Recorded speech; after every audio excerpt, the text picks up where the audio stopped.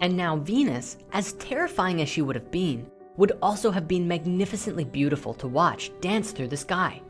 It's possible that there are some connections here between her and several familiar characters in modern religious mythology. Venus is commonly known as the bright morning and evening star due to her appearance in the sky in the mornings and evenings just after the sun rises and sets. It's interesting because in Christianity, the morning star is a name given to both Jesus and Lucifer. And relating this to Venus, it could imply that she represents both beneficial and destructive qualities. In ancient Sumerian, the goddess Inanna plays this role perfectly as well. She is the goddess of love, sensuality, fertility, procreation, and war. She's also called the bright star of the morning and the evening, and was identified with Venus. But this isn't the only aspect of this theory, which has an interesting relationship to the mythologies of our ancient past. In the Mayan Popol Vuh, it indicates a time when the sun was unmoving, fixed in the sky like a mirror. Similar descriptions are also found in ancient Egypt and India.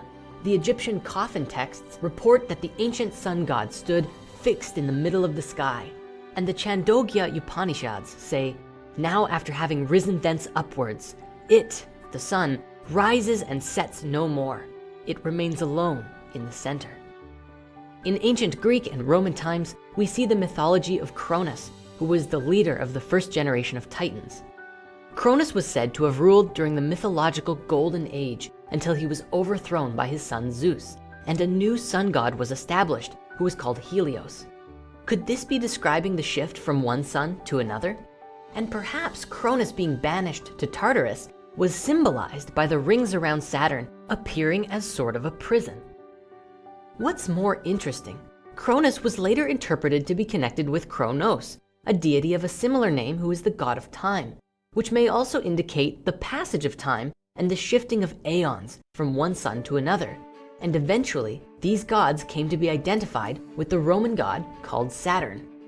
This was celebrated with the ancient holiday of Saturnalia, which was seen as a restoration of the ancient golden age when the world was ruled by the god named Saturn. Just as we observed anomalies in our solar system related to the Nibiru theory, there are also curious anomalies that support this theory as well.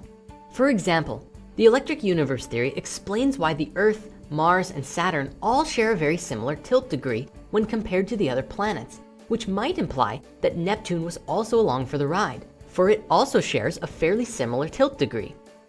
Another very big piece of this puzzle is the scar on Mars, an absolutely massive gash cutting across the face of the planet.